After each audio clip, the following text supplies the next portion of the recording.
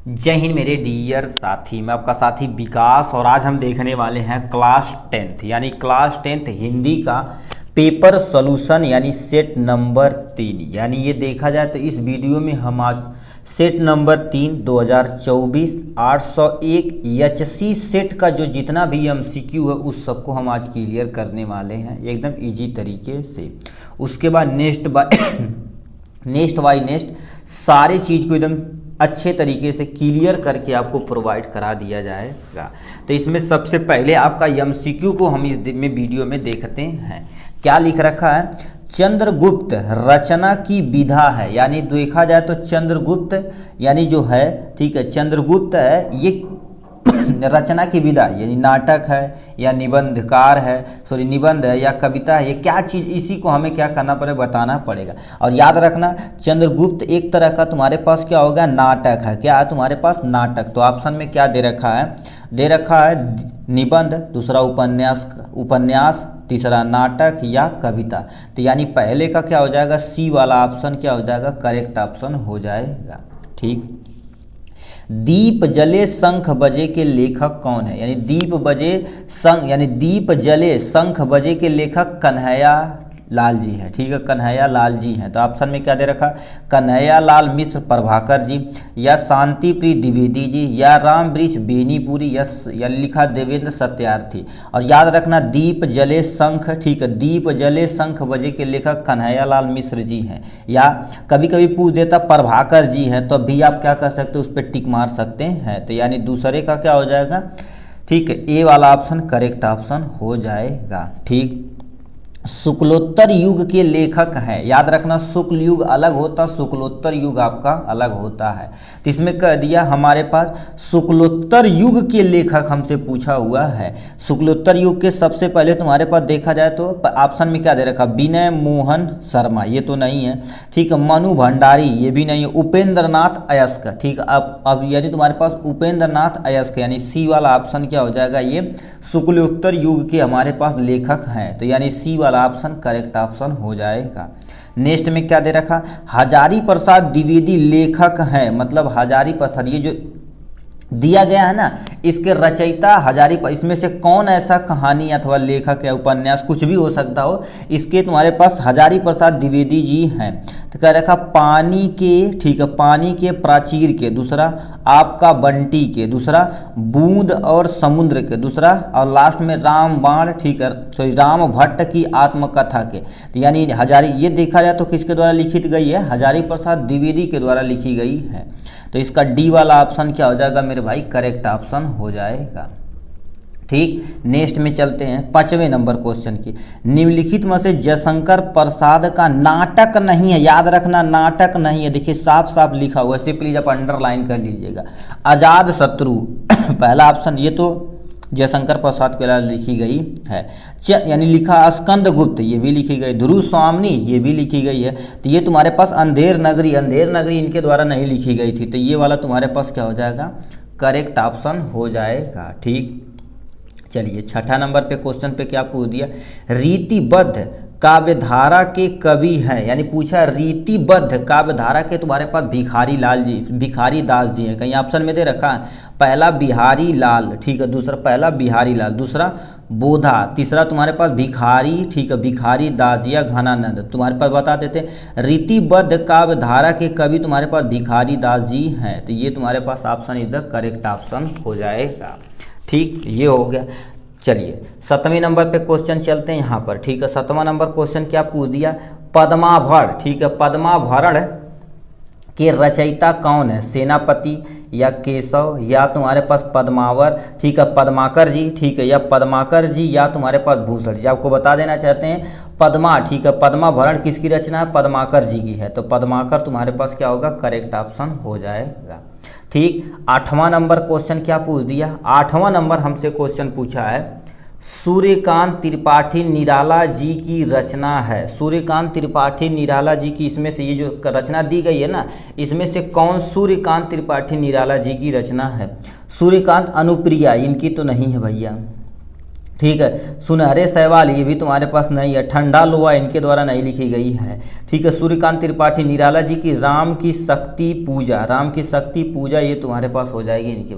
ऐसे भी पूछ सकता है राम की शक्ति की पूजा कौन लेखक है, 4 ठीक ऑप्शन दे देगा तो आपको मार देना हजारी प्रसाद सूर्यकांत त्रिपाठी निराला जी आपको लगा देना है।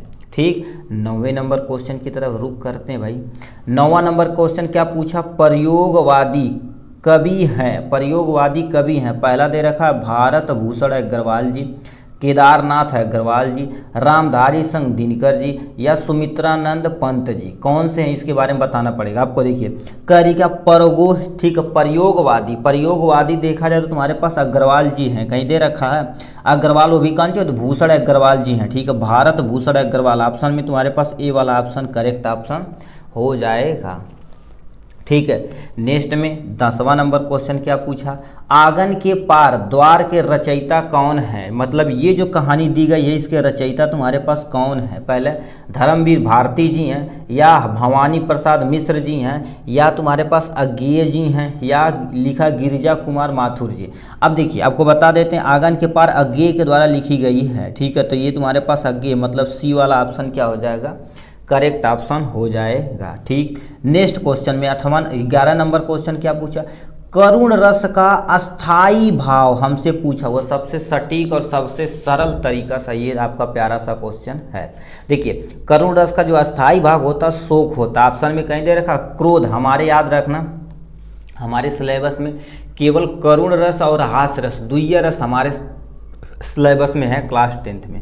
तो करुण रस का स्थायी भाग क्या होता है, शोक होता। तो बी वाला ऑप्शन क्या हो जाएगा मेरे भाई, करेक्ट ऑप्शन हो जाएगा। 12 नंबर क्या क्वेश्चन पूछा, चरण कमल बंदो हरिराई, मतलब जो हमारे पास चरण है किसके समान बताई जा रही है, कमल के समान बताई जा रही है। जो हरि का चरण है वो कमल के समान है।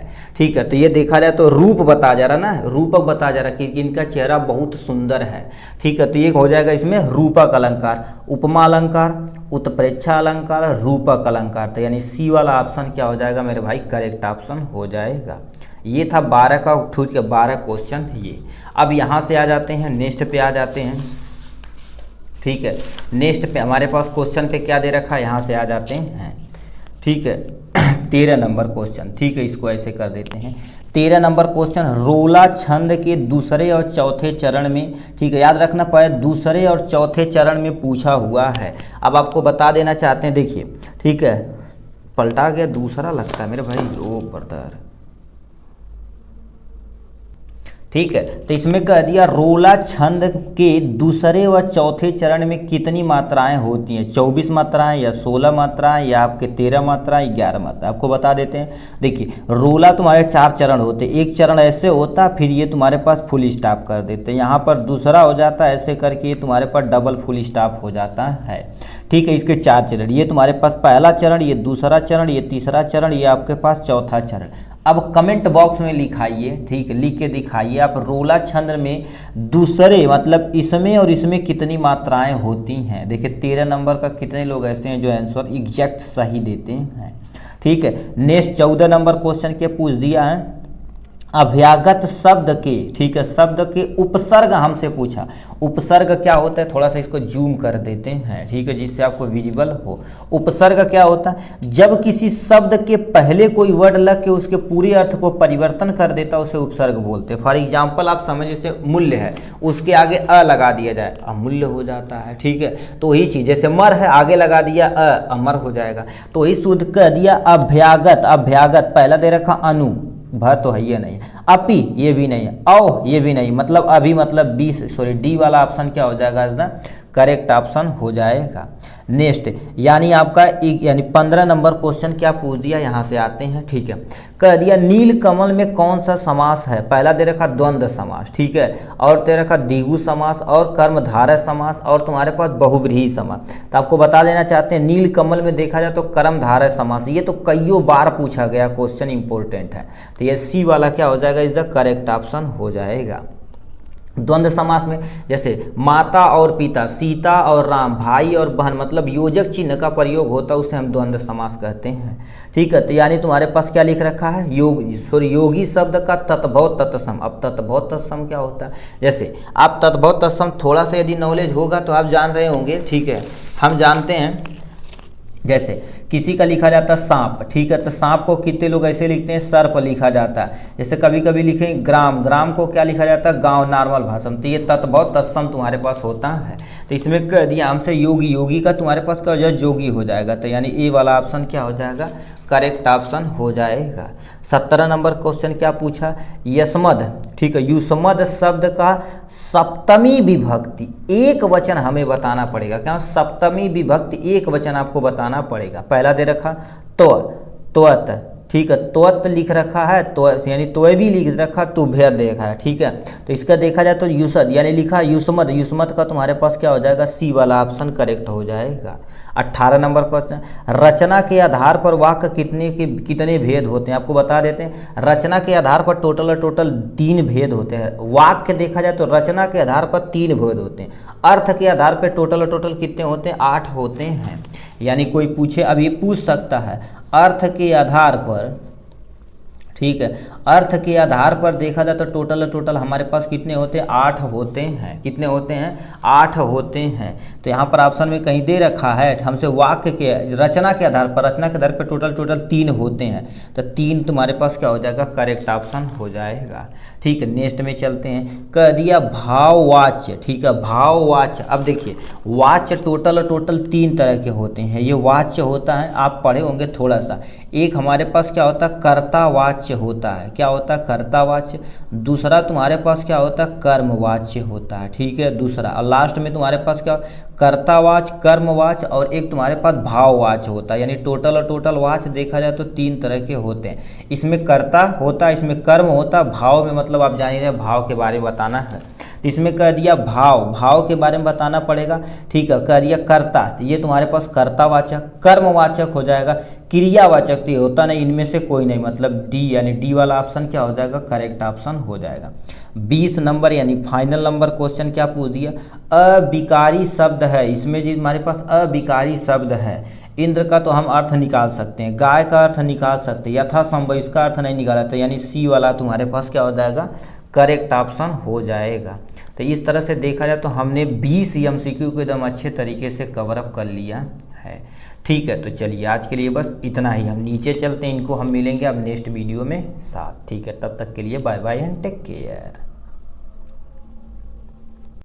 जय हिंद मेरे डियर साथी। हमसे एक प्यारा सा क्वेश्चन यहाँ से देखिए पूछ दिया है। ये बोर्ड एग्जाम 2024 का 2 सेटों में एज इट इज ये क्वेश्चन पूछा गया आपके सामने। ये क्वेश्चन का आंसर आपको एग्जाम में कैसे लिखना, कोई भी गद्यांश है चाहे पद्यांश है, चाहे वो हिंदी से हो चाहे संस्कृत से है, हूबहू सेम टू सेम ऐसे आप लिखेंगे ना, आप 7 में 7 यानी 6 में 6 आप नंबर आराम से पा सकते हैं। देखिए ये क्वेश्चन पहले देखा जाए तो आपको दिखा देते हैं। ये देखिए सेट नंबर 3 और ये सेट नंबर 1 में हूबहू सेम टू सेम ये क्वेश्चन पूछा गया है। एग्जाम के पॉइंट ऑफ व्यू से देखा जाए तो इम्पोर्टेंट, बहुत ही इम्पोर्टेंट क्वेश्चन है।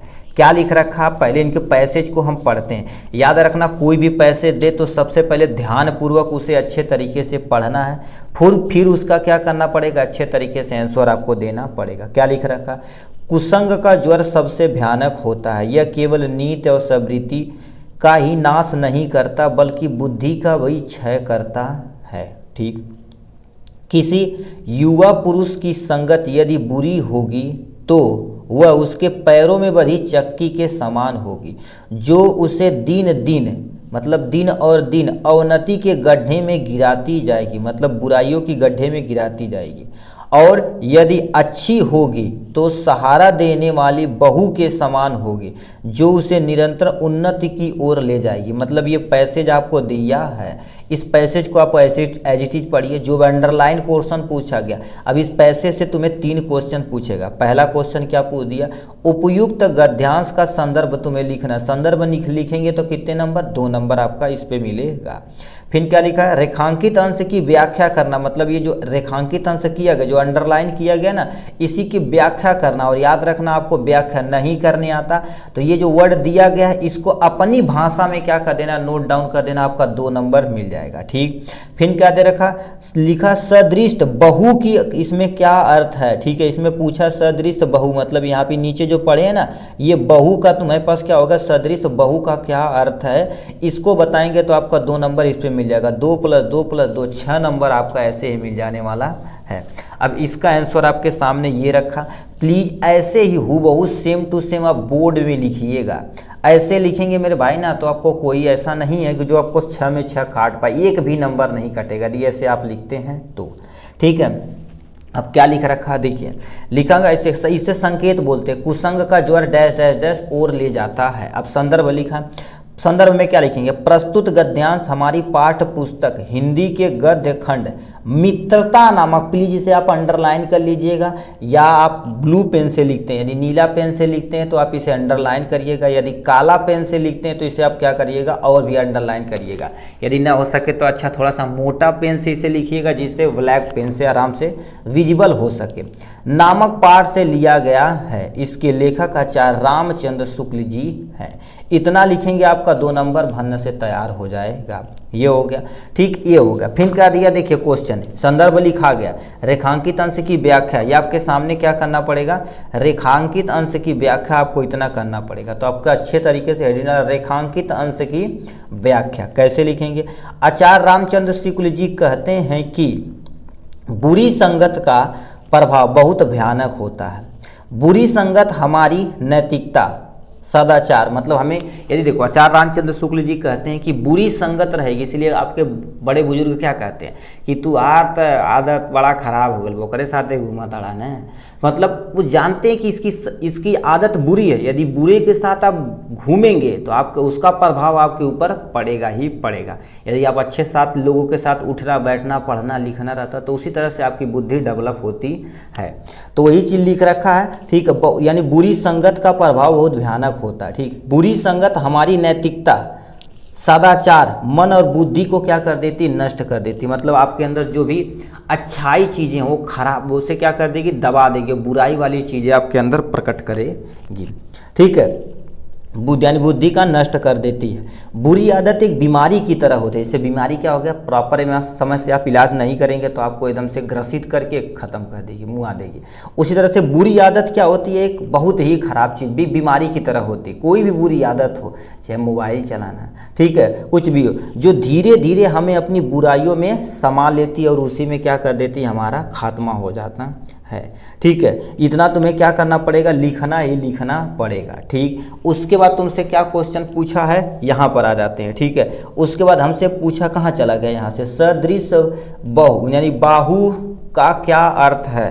तो इसको क्या कर देते हैं, हम इस पे लिख देते हैं, यहाँ पर प्रश्न नंबर 3 डालना, तो यहाँ पर लिख देना, लिखना सुदृश। ठीक है, ये तुम्हारे पास सुदृढ़ है। ठीक है, ये तुम्हारे पास क्या होगा, सुदृढ़ बाहु। ठीक है, ये तुम्हारे पास बाहु का अर्थ है। ठीक है, अर्थ है। ठीक है, अर्थ है कि इससे मजबूत सहारा, यदि आप कोई अच्छा दोस्त मिल जाता है ना तो मजबूत, ठीक है, सहारा हो जाता है। ठीक है, कोई अच्छा दोस्त मिले तो आपको क्या कर देंगे, उन्नति के राह पर ले जाएगा। यदि बुरा दोस्त मिले तो आपको जानते ही कहाँ लेके जाने वाला है। इतना चीज़ आपको एक्सप्लेन करेंगे, आपको कितना नंबर मिल जाएगा मेरे भाई, 6 नंबर भन्न से मिल जाएगा। आशा करते हैं ये वीडियो पसंद आया होगा। ठीक है, चलिए नेक्स्ट पोर्शन में चलते हैं अब। जय हिंद मेरे डियर साथी, हमसे एक प्यारा सा क्वेश्चन हिंदी में पूछा गया है। ठीक है, ये गद्यांश वाले पोर्शन से क्वेश्चन पूछा गया है। देखिए गद्यांश से, अब गद्यांश देखा जाए तो प्लस एक गद्यांश और एक पद्यांश। ठीक है, एक गद्यांश और पद्यांश, हिंदी और हिंदी 6 12 नंबर, और संस्कृत वाले पोर्शन से आपसे पूछता है। ठीक है, उससे भी गद्यांश पद्यांश पूछता है। तो 6 + 6 12 नंबर और 5 5 10 2 22, टोटल देखा जाए तो 22 नंबर आपका टोटल मिलने वाला है मेरे भाई एकदम इजी तरीके से। अभी 22 नंबर में से आपको अथवा करके दिया रहता है, ठीक, अथवा करके दिया रहता, कोई भी करिए आपका सिक्योर। देखिए 6 चाहे इसमें से कोई एक करिए और 6 यहाँ पर से कोई एक करिए, 6 6 12। उसके बाद यहाँ से आपको संस्कृत वाला पोर्शन आता है, हिंदी में अनुवाद करना 5 और 5 10 नंबर का, ठीक है। तो 10 और ये 12, ठीक, कोई टोटल कितना नंबर हो जाता है, 22 नंबर आपके हाथ में रखा हुआ है। और ये क्वेश्चन देखा जाए तो हिंदी का गद्यांश का अथवा क्वेश्चन दिया गया, इसके पहले यदि नहीं देखें तो उसको प्लीज आप देखिएगा। इसमें ख नंबर क्या पूछा, हिंदी में प्रगतिशील साहित्य का निर्माण हो रहा है, इसके निर्माता यह समझ रहे हैं कि इनके साहित्य में भविष्य का गौरव निहित है, पर कुछ ही समय बाद उनका यह साहित्य ही, ठीक है, साहित्य भी अतीत का स्मारक बन जाएगा। और आज जो तरुण है, ठीक है, आज जो तरुण वही वृद्धा होकर अतीत के गौरव का स्वप्न देखेंगे, इसके स्थान पर तरुणों का फिर दूसरा दल आ जाएगा जो भविष्य का स्वप्न देखेगा। दोनों के ही स्वप्न दुखद होते हैं क्योंकि दूर की ढोल सुहाने होते हैं, ठीक। ये इतना पैसे दिया गया, इतना पैसेज को पढ़ना है और इससे रिलेटेड 3 क्वेश्चन पूछे जाएगा। कितना क्वेश्चन, 3 क्वेश्चन पूछा जाएगा। पहला संलिखा उपयुक्त गद्यांश के संदर्भ लिखना पड़ेगा, कितने नंबर का, 2 नंबर का आपके सामने ये हो जाएगा। उसके बाद रेखांकित अंश की व्याख्या, मतलब ये जो अंडरलाइन किया गया, 1 लाइन 2 लाइन 3 लाइन 4 लाइन, और याद रखना इस 4 लाइन को अपने शब्दों में, मान लेते कुछ भी नहीं आता है तो अपने शब्दों में इसे बना बना के 2 लाइन, ठीक है, ये 4 लाइन को कम से कम 8 लाइन में आप कन्वर्ट कर दीजिएगा, प्लीज आपसे अनुरोध है। ये यदि आप अच्छे तरीके से लिख दिए तो इसको भी कितना नंबर, 2 नंबर मिल जाएगा। फिर इससे रिलेटेड एक क्वेश्चन आपको पूछेगा, क्या उपयुक्त गद्यांश में प्रगतिशीलता का क्या तात्पर्य, मतलब क्या अर्थ है, इसको बताएंगे तो आपका 2 नंबर मिल जाएगा। यानी 2 + 2 + 2 यानी 6 नंबर आपका क्या हो जाएगा, ये पक्का होके जाने वाला है। तो क्या लिख रखा आपके सामने, ये दे रखा आपको, ऐसे जैसे ही हूबहू सेम टू सेम लिखा है, ऐसे ही बोर्ड एग्जाम में आपको अच्छे से अच्छे छाप देना पड़ेगा। और ऐसे अच्छे से छाप देंगे तो आपका कितने नंबर, 6 नंबर, कोई काटने वाला नहीं है, ठीक है। तो आप खंड वगैरह प्लीज जरूर डालिएगा, ठीक है। देखिए प्रश्न उत्तर, यहाँ पर देखिए प्रश्न नंबर 1 का ख है, ठीक है। यहाँ पर कभी कभी 21 रहता है क्योंकि MCQ के बाद ये रहता है, ठीक है, जितना रहेगा उतना ही डालिएगा। प्रश्नोत्तर फर्स्ट, अब क्या लिखा, प्रस्तुत पद्यांश हमारी पाठ पुस्तक हिंदी के, ठीक है, संदर्भ में क्या लिखते हैं, यही सेम टू सेम लिखना, इसी को रट लीजिए, केवल यहाँ चेंजिंग होती है, उस चेंजेज को हम आपको बताते रहते हैं, ठीक है। क्या लिखा, प्रस्तुत गद्यांश हमारी पाठ्य पुस्तक हिंदी गद्य खंड से, क्या से लिखा गया, क्या लिखूं नामक शीर्षक से लिया गया है, क्या लिखूं, ठीक है। यहाँ पर तुम्हारे पास क्या हो जाएगा, क्या लिखूं नामक शीर्षक, ठीक है, नामक, ठीक है, शीर्षक नामक पाठ से लिया गया है, ये हो गया। इसके रचयिता आपको याद रखना, ये ब्लैक पेन से लिखना, पदूम, ठीक है, पदूम लाल, ठीक है, पदूम लाल पुन्नालाल, ठीक है, ये कई नाम है, याद रखना, 2 नहीं है, पुन्नालाल, ठीक है, पुन्नालाल बख्शी जी हैं, ठीक, हमारे पास क्या हो जाएंगे, पुन्नालाल बख्शी जी हैं, ठीक है, ये हो जाएगा। इसको प्लीज आप ब्लैक पेन से लिखिएगा, 2-3 बार बोल चुके हैं आप, इसे जोड़ दीजिएगा, ठीक है। अब देखिए इसे दोबारा पढ़ते हैं। प्रस्तुत गद्यांश हमारी पाठ पुस्तक हिंदी के गद्य खंड, यानी गद्य खंड क्या लिखूं नामक शीर्षक पाठ से लिया गया है। इसके रचयिता पदम पुन्नालाल बख्शी जी हैं, ठीक है, ये पदम पुन्नालाल बख्शी जी हैं, ये संदर्भ हो गया। उसके बाद तुम्हारे पास क्या दे रखा, रेखांकित अंश की व्याख्या करना पड़ेगा, आपको अच्छे तरीके से ऐसे हेडिंग डालना पड़ेगा, ठीक है। प्रश्नोत्तर सेकेंड, अब रेखांकित अंश की व्याख्या आपको ऐसे कर देना है, जो अंडरलाइन किया गया था उसी को आपको एक्सप्लेन करना है। क्या लिख रखा है, विद्वान लेखक श्री बख्शी जी साहित्य सुधार की प्रक्रिया पर प्रकाश डालते हुए कहते हैं कि, मतलब साहित्य सुधार की प्रक्रिया पर, क्योंकि अपने यहाँ देखा जाए तो अब लेखक और हमारे पास कवियों की कमी होती जा रही है, ठीक है। तो उस पर प्रकाश डालते हुए कहते हैं कि युवा साहित्यकार वर्तमान में भूत और भविष्य का समन्वय करते हुए यह सोचकर प्रगतिवाद साहित्य की रचना कर रहे हैं, ठीक है। मतलब जो युवा प्रेजेंट टाइम में जो नए नए साहित्यकार हो रहे हैं वो वर्तमान में भूत और भविष्य को दोनों को सोचकर प्रगतिवादी साहित्य की रचना कर रहे हैं, क्योंकि इनके साहित्य में भविष्य के गौरव का वर्णन किया गया। मतलब ये जो लिख रहे हैं ना, उसमें किसका वर्णन किया गया? भविष्य के गौरव का वर्णन किया गया है। ठीक, जिस प्रकार युवा पीढ़ी गर्व पर, ठीक है, गर्व कर सकेगी, जो आने वाली पीढ़ी रहेगी वो गर्व करेगी कि हमारे ये थे और अच्छे तरीके से लिखे हुए हैं। ठीक है, वो गर्व करेगी। ठीक है, ये तुम्हारे पास क्या होगी? गर्व कर सकेगी, परंतु कुछ समय बाद इनका साहित्य भी अतीत हो जाएगा। मतलब इनका जो साहित्य है वो भी धीरे धीरे क्या हो जाएगा? अतीत हो जाएगा। वो कोई पढ़ने वाला ही नहीं, कहानी वगैरह। अब तो देखिए इंटरनेट का जमाना आ रहा है। ठीक है, साहित्य का अतीत हो जाएगा, अर्थात वह अपनी आधुनिकता की खोज अतीत का प्रतीक बन जाएगा। मतलब आने वाले का क्या बन जाएगा? प्रतीक बन जाएगा। आज का युवा कालांतर में वृद्धावस्था में पहुंच जाता है और अतीत खोकर उसे अच्छा समझता है। इतना चीज आपको एक्सप्लेन करना पड़ेगा, तब जाके कितना नंबर मिलेगा? 2 नंबर आपको मिल जाएगा। ठीक है, तो ये रेखांकित अंश की क्या हो गई भाई मेरे? व्याख्या हो गई है। उसके बाद तुम्हारे पास क्या लिख रखा? प्रश्नोत्तर तुम्हें लिखना पड़ेगा। तीसरा क्या प्रश्न पूछा है, इसको हम आपको बताते चलते हैं। देखिए क्या लिख रखा है? प्रस्तुत गद्यांश, मतलब ये गद्यांश दिया गया, उसमें प्रगतिशीलता का क्या अर्थ है? कुछ तो कुछ अर्थ होगा।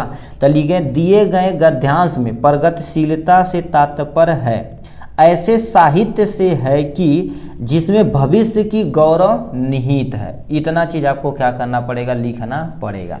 दोबारा हम पढ़ते हैं, एक बार तेजी से देखिए, प्लीज ध्यान से सुनिए। प्रश्नोत्तर फर्स्ट, प्रस्तुत गद्यांश हमारी पाठ्य पुस्तक हिंदी गद्य के, ठीक है, हिंदी के गद्य खंड क्या लिखूं नामक पाठ शीर्षक से लिया गया है। इसके रचयिता पद्म पुन्नालाल बख्शी जी हैं। ठीक, इतना हो जाएगा।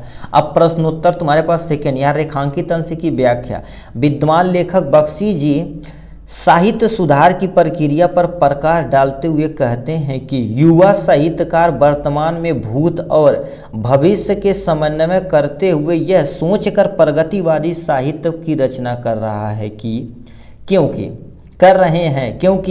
इनके साहित्य में भविष्य का गौरव का वर्णन किया गया है, जिस प्रकार युवा पीढ़ी गर्व कर सके। मतलब जिस पर, ठीक है, जिस पर युवा पीढ़ी, आने वाली पीढ़ी गर्व कर सकेगी, परंतु कुछ समय बाद इनका साहित्य भी अतीत हो जाएगा, अर्थात वह अपनी आधुनिकता की खोज अतीत का प्रतीक बन जाएगा। आज का युवा कालांतर में वृद्धावस्था में पहुंच जाता है, ठीक, और अतीत खोकर उसे अच्छा समझता है। इतना हो जाएगा। फिर लास्ट का तुम्हारे पास आंसर लिख देना। दिए गए गद्यांश में प्रगतिशीलता से तात्पर्य ऐसे साहित्य से है जो भविष्य की गौरव निहित हो।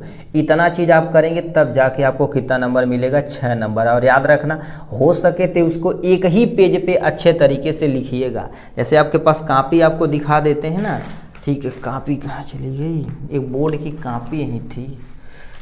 ठीक है, आपको जैसे ये पेज दिया गया है ना, ठीक है, ये देखिए, ये बोर्ड की कॉपी वाली पेज होती है। यहाँ से आपसे सलाख देंगे और इसी पे हो सके तो इसी पे आपको अच्छे तरीके से लिखना है। चलिए आज के लिए बस इतना ही। ठीक है, जय हिंद मेरे डियर साथी। हमसे एक प्यारा सा क्वेश्चन पूछा है। ठीक है, ये देखा जाए तो गद्यांश वाले पोर्शन से है। ठीक है, ये देखा जाए तो सेट नंबर 3 यानी 2024 का पेपर सोल्यूशन है। इसमें हमसे ये क्वेश्चन पूछ दिया है यहाँ से।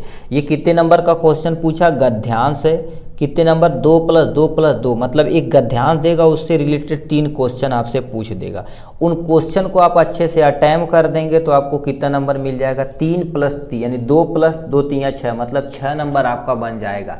और उसको आपको कैसे लिखना है, आपको कैसे हेडिंग बनानी है, वो सारी जानकारी इस देखिए वीडियो में आपको प्रोवाइड कराई जाएगी एकदम ऐसे तरीके से। ठीक है, ये हो गया।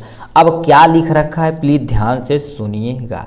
ठीक है, ऊपर गद्य था, यहाँ पर तुम्हारे पास पद्य हो जाएगा। जल्दी भूल के लिख दिया है ये। ठीक है, ये तुम्हारे पास क्या हो जाएगा? ऊपर गद्यांश था, यहाँ पर तुम्हारे पास पद्यांश हो जाएगा।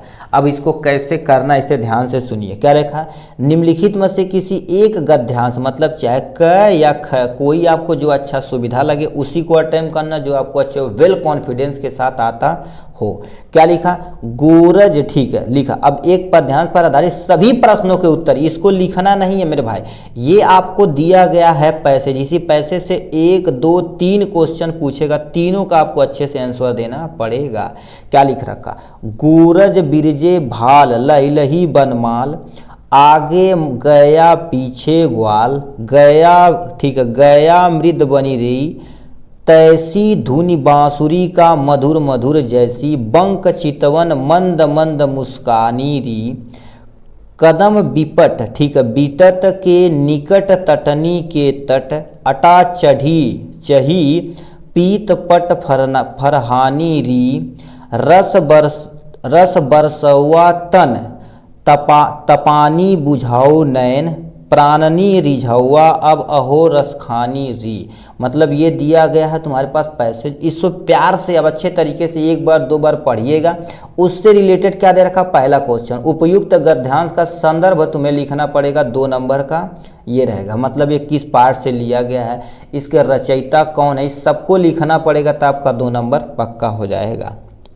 फिर क्या लिखा, गोरज के बीच कृष्ण के एक सुंदर रूप का सचित्र तुम्हें वर्णन करना है, किस प्रकार किया गया है इसमें, जो मतलब ये जो दिया गया है ना पैसेज, इसमें कृष्ण जी के सुंदर जो सम्मुख रूप है वो किस तरह से वर्णन किया गया उसको बताना पड़ेगा। फिर 1 लाइन 2 लाइन, ये 2 लाइन जो अंडरलाइन किया गया, रेखांकित अंश की व्याख्या करना है, 2 नंबर इस पे, 2 नंबर इस पे, तब जाके आपका 6 नंबर पक्का होगा। अब इसको कैसे लिखना, हूबहू सेम टू सेम ऐसे आपको एग्जाम में छाप देना है, और ऐसे यदि आप एग्जाम में छाप देंगे ना तो अपना काम हो जाएगा। तो देखिए आपको संकेत पहले लिख देना है एकदम अच्छे तरीके से ऐसे। अब यहाँ से प्रश्नोत्तर पहला, यानी देखिए प्रश्न फर्स्ट का सेकेंड नंबर का क है, यदि ख कर रहे हैं तो ख यहाँ डालेंगे, यदि क कर रहे हैं तो क डालेंगे। अब क्या लिख रखा ध्यान से सुनिए, ठीक है। प्रस्तुत पद्यांश, यहाँ पर क्या लिखना पड़ेगा, प्रस्तुत पद्यांश हमारी पाठ्य पुस्तक हिंदी के काव्य खंड से संकलित, किससे लिया गया, यहाँ पर उस पाठ का नाम लिखना पड़ेगा, किससे लिया गया, ये कवित्त से लिया गया, किससे लिया गया है, कवित्त से लिया गया है, ठीक है। इसे आप चाहे ब्लैक पेन से लिखिएगा, यदि आप नीला पेन से लिखें तो आप इसको अंडरलाइन ऐसे कर दीजिएगा।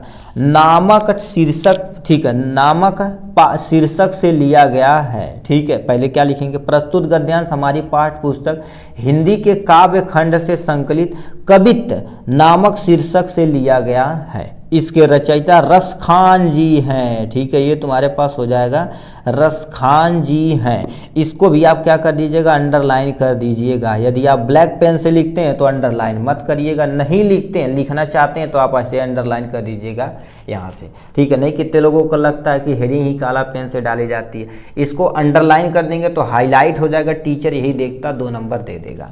ये हो गया यहाँ से। अब हम नेक्स्ट पे आते हैं, तुम्हारे पास प्रश्नोत्तर। यहाँ पर जो प्रश्न दिया गया है, इसमें जो प्रश्न हमसे पूछा गया था, गोरज के बीच मतलब गैयों के बीच जो श्री कृष्ण जी हैं उनके सुंदर सचित्र वर्णन कवि ने किस प्रकार किया गया है, तो आपको ऐसे लिखना पड़ेगा प्रश्नोत्तर यहाँ से। अब क्या लिख रखे हैं, प्रस्तुत गद्यांश में शाम के वक्त वन से, ठीक है, वन से गायों को चरा कर लौटते हुए, मतलब गैयों को चराने के बाद लगते हुए जब हमारे श्री कृष्ण जब गांव की तरफ रुख करते हैं तब सखियां क्या कह रही हैं, जो है वो श्री कृष्ण के सौंदर्य का वर्णन करते हुए एक गोपिया, ठीक है, यानी एक गोपी अपनी सखी से कहती है, मतलब गोपी अपनी सखी से कहती है कि हे सखी वह देखो श्री कृष्ण जी आ रहे हैं। क्या होगा, श्री कृष्ण जी आ रहे हैं।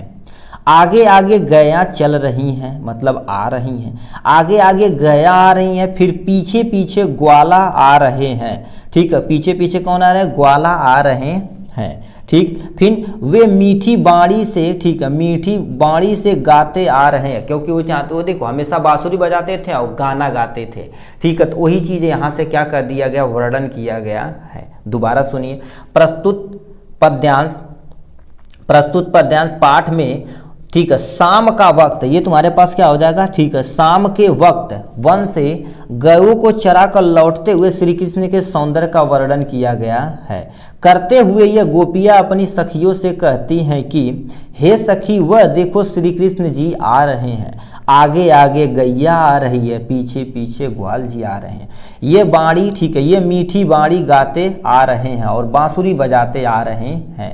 तो यहाँ पर आपको इतना एक्सप्लेन करना पड़ेगा, तो आपका 2 नंबर ये पक्का हो जाएगा। ठीक, उसके बाद तीसरा प्रश्न उत्तर लिख रखा। तीसरा प्रश्न उत्तर क्या दे रखा, यहाँ से देखिए लिख रखा, ये वाला लिखा, रस बरसयो तन तपानी बुझय नयन प्राणनी रिझौआ व गौ सख रख रस खानी री। मतलब ये 2 लाइन दिया गया, इसे 2 लाइन को रेखांकित अंश का वर्णन करना पड़ेगा। तो यहाँ पर लिखा गया, लिखा और हे सखी, मतलब ये वर्णन किया गया, और हे सखी, ये आप हो जाएगा मार्क ऑफ एक्सप्लेनेशन। देखो वह रस, मतलब आनंद की वर्षा करके शरीर की तपन को मिटा रहे हैं। मतलब जो कृष्ण जी हैं अनंत की वर्षा करके अपने शरीर के तपन को मिटा रहे हैं। वह आनंद का भंडार हमारी आंखों और प्राणों को रिझता है। ठीक है, ये जो आनंद वो ले रहे हैं, हम सखियाँ कर रही हैं, गोपियाँ कर रही हैं, हमारा प्राण चाहता है कि मन का चाहता है कि ऐसे हमें आनंद मिले, अत्यंत आनंद प्रदान करता है। इतना चीज़ आपको लिखेंगे तो आपका 2 नंबर ये बन जाएगा। इतना आपको लिख देंगे, काम अपना बन जाएगा। ठीक, एक बार आप यहाँ से स्क्रीनशॉट लेते रहिए। ठीक है, देखिए ये प्रश्न उत्तर का ये पहला हो गया। यहाँ से आपको ऐसे देखिए, ऐसे हूबहू सेम टू सेम आपको एग्जाम में छाप देना है। ठीक, आपका बहुत सटीक नंबर मिल जाएगा। ये सेकंड का आंसर, ये रेखांकित अंश की व्याख्या 6 नंबर, कोई माई का लाल काट नहीं सकता है। ठीक है, तो चलिए आज के लिए बस इतना ही, चलते फिर मिलेंगे नेक्स्ट वीडियो में भाई। ही मेरे डियर साथी, मैं आपका साथी विकास, और आज हम देखने वाले हैं एक प्यारा सा पैसेज, यानी ये देखा जाए तो हिंदी का पद्यांश से लिया गया है और एग्जाम के पॉइंट ऑफ व्यू से देखा जाए तो ये बहुत ही इम्पोर्टेंट है। कितना नंबर का ये रहता है, 6 नंबर का रहता है। आज 6 नंबर आपका पक्का होकर जाएगा। ये देखा जाए तो 2024 set number 3 801 HC set number में पूछा गया है। यहाँ पर देखिए पूछ सकते हैं, देखिए ये आपका सेकेंड नंबर का पद्यांश का अथवा करके दिया गया है। अब इसको क्या दे रखा, आपको पैसे दे रहेगा, इससे रिलेटेड 3 क्वेश्चन पूछेगा, आपका 6 नंबर बन जाने वाला है। क्या दे रखा है, फूल झरता है फूल शब्द नहीं, बच्चा गेंद उछालता है सदियों के पार, लोकती है उससे एक बच्ची, बूढ़ा गाता यह पद, दुहराता है दूसरा बूढ़ा, भूगोल और इतिहास से परे किसी दलान में बैठा हुआ। मतलब इस पैसेज को ऐसे इतना दिया गया, इससे 3 क्वेश्चन पूछा गया। पहला क्वेश्चन, दूसरा क्वेश्चन, तीसरा क्वेश्चन। पहला क्वेश्चन पूछा, मतलब इस कविता के कवि के बारे में बताना पड़ेगा और शीर्षक के बारे में, मतलब संदर्भ लिखना पड़ेगा। कितने नंबर का है, 2 नंबर का। ठीक, रेखांकित अंश की व्याख्या तुम्हें करके स्पष्ट करना पड़ेगा, ये भी कितने नंबर का है, 2 नंबर का। ये हो जाएगा 2 + 2 4 नंबर। फिर क्या दे रखा है, मतलब जो अंडरलाइन किया गया, 1 लाइन 2 लाइन 3 लाइन, और ये लास्ट में दे रखा ना यहाँ पर 4 लाइन। 4 लाइन को एक्सप्लेन करेंगे, आपको 2 नंबर मिल जाएगा। फिर क्या दे रखा, कवि पद्यांश में किसकी विशेषता बता रहा है, ये भी आपको कितना नंबर हो जाएगा, 2 + 2 यानी 6 नंबर। इस तरह से देखा जाए तो हो जाएगा। ठीक है, तो आपको ऐसे हेडिंग वगैरह अच्छे तरीके से डाल के लिख देंगे ना, तो आपका भन्न से नंबर मिल जाने वाला है। क्या लिख रखा है, ध्यान से सुनिए। लिखा है प्रस्तुत। ठीक है, पहले संदर्भ ऐसे, पहले प्रश्न उत्तर ऐसे डालना पड़ेगा और उससे पहले आपको संकेत डालना पड़ेगा। देखिए थोड़ा सा आप हट के लिखेंगे तो आप हट के भी नंबर पाएंगे। ठीक है, देखा जाए तो इतने लड़के लोग हैं, सब ऐसे ही लिख रहे हैं, बट आपका थोड़ा सा अलग होना चाहिए। ठीक है, तो ये लिखा फूल झरता डैश डैश डैश बैठा हुआ, प्रश्न उत्तर फर्स्ट। ठीक है, अब यहाँ से देखिए क्या लिखा, संदर्भ। पहला हेडिंग डालेंगे संदर्भ। प्रस्तुत पद्यांश हमारी पाठ्य पुस्तक हिंदी के काव्य खंड से संकलित भाषा एकमात्र अनंत है। इतना चीज ये देखा जाए तो डबल इन्वर्टेड कामा में और ब्लैक पेन से आप लिखिएगा, भाषा एकमात्र अनंत है नामक शीर्षक से लिया गया है। ठीक, ये हो गया इनके बारे में। इसके रचयिता, मतलब इसके रचयिता कौन है, इसके बारे में बताना पड़ेगा। यदि कहानी आप थोड़ा सा पढ़े होंगे तो इसके रचयिता तुम्हारे पास क्या होना है, अशोक। ये क्या लिख दिए जी, अशोक वाजपेयी जी हैं। ठीक है, ये तुम्हारे पास क्या हो जाएंगे, वाजपेयी जी, पेई जी हैं। इसे डबल इन्वर्टेड कामा के अंदर भर दीजिएगा। ये 2 ये हो सके तो अंडरलाइन कर देंगे, नहीं करेंगे तब भी कोई टेंशन नहीं। दोबारा सुनिए क्या लिख रखा, प्रस्तुत पद्यांश हमारी पाठ्य पुस्तक हिंदी के काव्य खंड से संकलित भाषा एकमात्र अनंत है नामक शीर्षक से लिया गया है। इसके रचयिता अशोक वाजपेयी जी हैं। इतना आपका 2 नंबर दिला देगा आराम से, ठीक है। फिर क्या दे रखा है, रेखांकित अंश की व्याख्या, मतलब जो 4 लाइन अंडरलाइन किया गया ना था उसी को आपको अच्छे से यहाँ से व्याख्या करना है। कैसे करेंगे ध्यान से सुनिए। रेखांकित अंश की व्याख्या लिखा है, कवि जी कहते हैं कि हमें प्राचीन काल से संबंधित ज्ञान इतिहास और भूगोल जैसे विषयों की सहायता से प्राप्त हो रही है।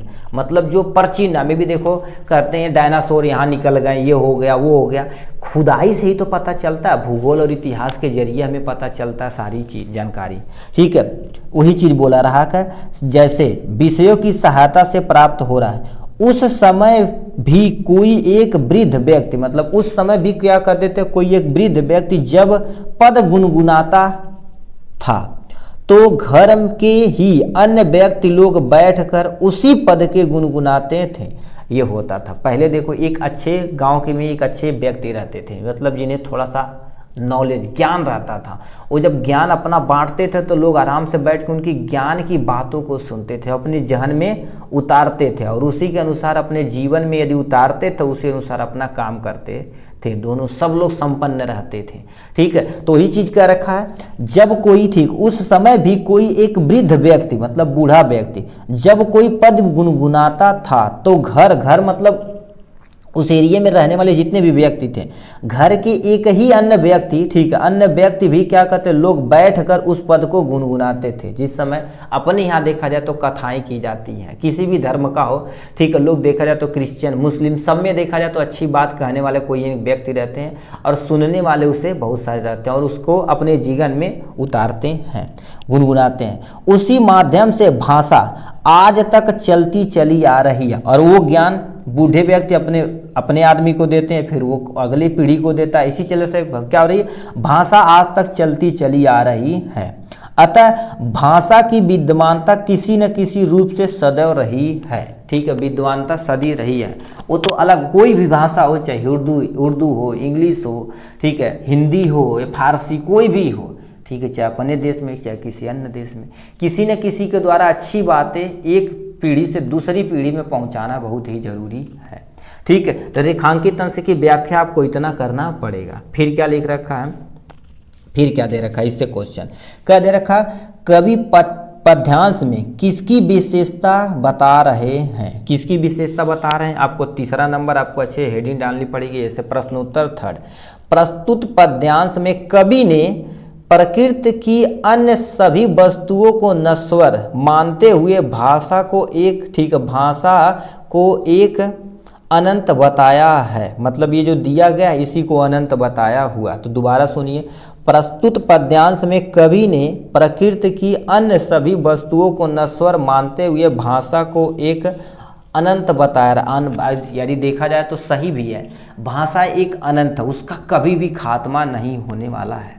उसका थोड़ा बहुत बोलने का ढंग तरीका थोड़ा अलग हो सकता है, बट ये देखो कभी ख़त्म होने वाला नहीं है।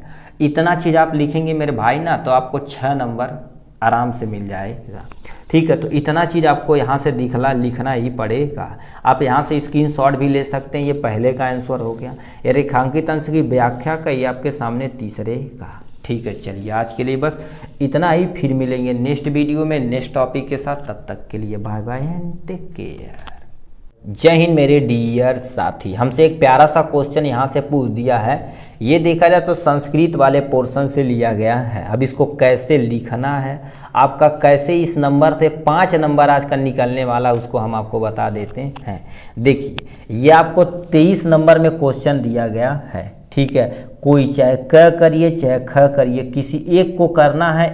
और क्या लिख रखा है, निम्नलिखित में दिए गए संस्कृत गद्यांशों में से किसी एक का संदर्भ सहित तुम्हें हिंदी में अनुवाद करना पड़ेगा। मतलब ये दिया गया ना, इसको हिंदी में अनुवाद करना पड़ेगा, तब जाके कितना 2 + 3 यानी 5 नंबर आपका बन जाएगा, ठीक है। तो कैसे लिखना है ये इसको आपको हम अच्छे तरीके से बताते हैं। सबसे पहले पैसेज को आराम से पढ़ना पड़ेगा, ठीक है। क्या लिख रखा, कोई ये देखा जाए तो बहुत ही इंपॉर्टेंट है, क्योंकि ये सेट नंबर 3 में या 5 में और 1 में तीनों में ये क्वेश्चन पूछा गया, हूबहू सेम टू सेम। तो ये देखा जाए वाराणसी से लिया गया और बहुत ही मजेदार चीज है। क्या लिख रखा, लिखा वाराणसी प्राचीन काले देव गहे गहे विद्या दिव्य ज्योति घोदते, ठीक।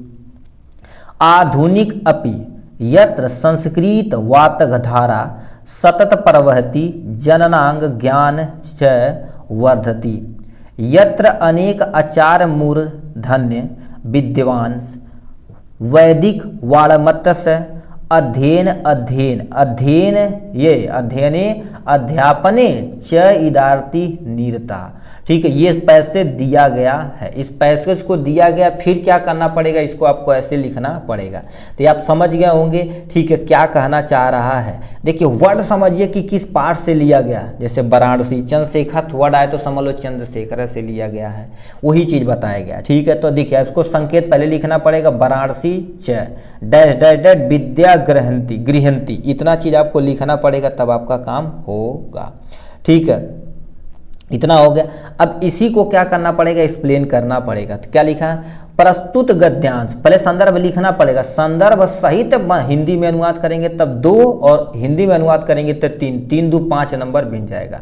तो लिखा प्रस्तुत गद्यांश हमारी पाठ्य पुस्तक संस्कृत खंड वाराणसी नामक पाठ से लिया गया है, ठीक है। मतलब किस पाठ से लिया गया, वाराणसी। प्लीज इसे आप ब्लैक पेन से, यदि नीला पेन से लिखिएगा तो आप अच्छे से सर क्या कर दीजिएगा, अंडरलाइन कर दीजिएगा, यही इंपॉर्टेंट है, 2 नंबर बनने वाला है, ठीक है। प्रस्तुत गद्यांश हमारी पाठ्य पुस्तक संस्कृत खंड वाराणसी नामक पाठ से लिया गया है, ये पहला पॉइंट होगा। दूसरा पॉइंट में आते हैं, अब हिंदी में तुम्हें अनुवाद करना पड़ेगा, हिंदी में अनुवाद करेंगे तो काम हो जाएगा। क्या लिखा, वाराणसी में प्राचीन काल से ही घर घर विद्या की अलौकिक, ठीक है, अलौकिक ज्योति प्रकाशित होती आ रही है, चली आ रही है, एक्चुअल में होती रही है, ठीक। मतलब वाराणसी में देखा जाए तो प्राचीन काल से हर एक घर में विद्या की ज्योति जलती चली आ रही है।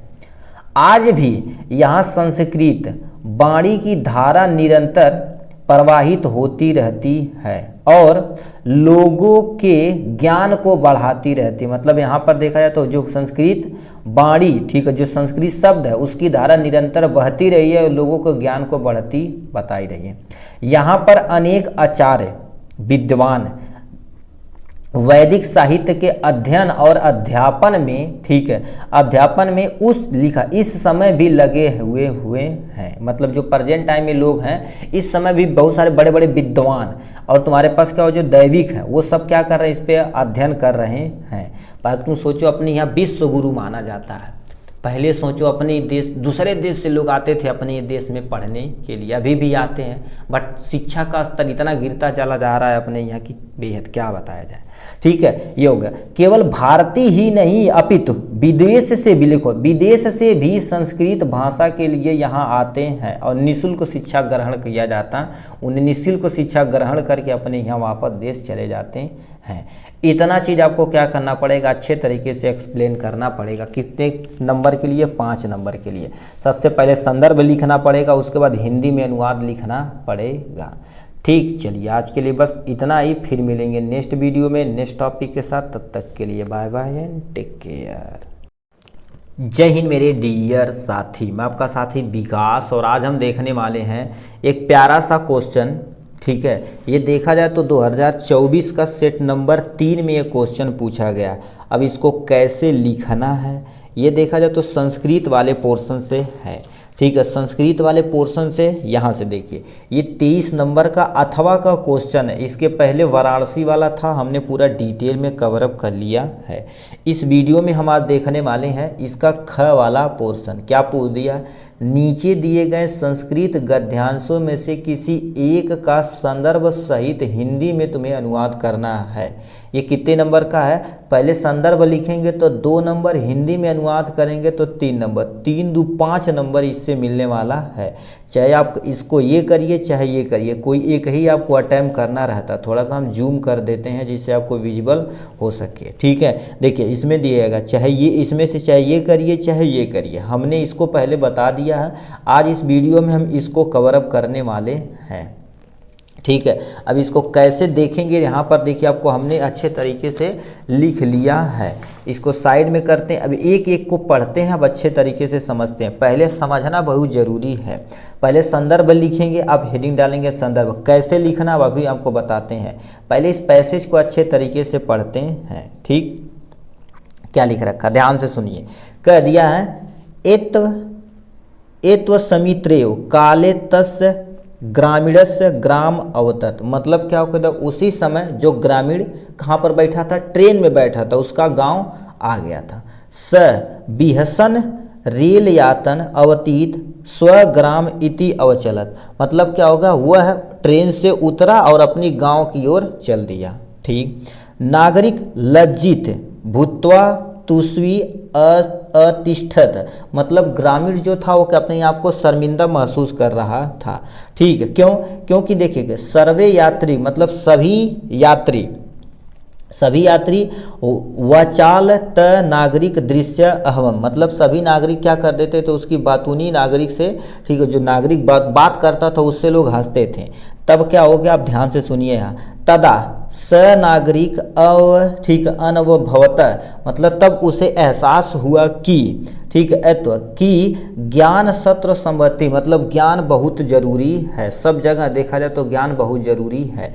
इसी को आपको एक्सप्लेन करना पड़ेगा। आपको कैसे एक्सप्लेन करना पड़ेगा उसको हम अच्छे तरीके से आपको एक्सप्लेन कर देते हैं। थोड़ा सा इसे बड़ा करते हैं, ठीक है। तो आपके सामने ये रहा प्यारा सा पोर्शन, अब इसको ऐसे ही करना पड़ेगा। देखिए सबसे पहले आपको संदर्भ डालना पड़ेगा। संदर्भ कैसे लिखेंगे, आपके सामने ये रहा, तो लिखेंगे। देखिए आपको ये लिखना पड़ेगा, जैसे हमने स्टेप बाय स्टेप लिखा इसी तरह से आपको एग्जाम में लिखेंगे, आपका 5 नंबर बन जाएगा, ठीक है। प्रश्नोत्तर ख, ठीक है, इसे ब्रैकेट में करना चाहे तो ब्रैकेट में कर सकते हैं, नहीं करना चाहे तभी कोई टेंशन नहीं है, ठीक।